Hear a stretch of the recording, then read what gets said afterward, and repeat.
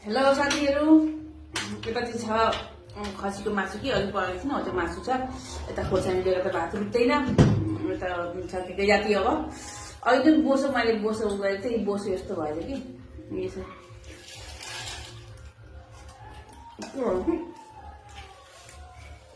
के टेस्टी भएछ हौ।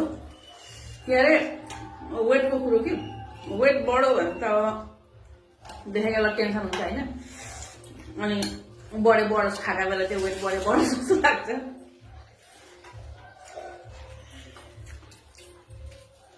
पुरा हुन्छ नि खानै पर्यो होइन।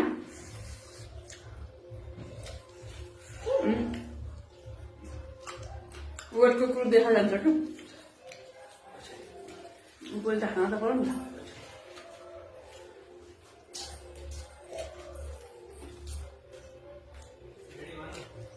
कुकरमा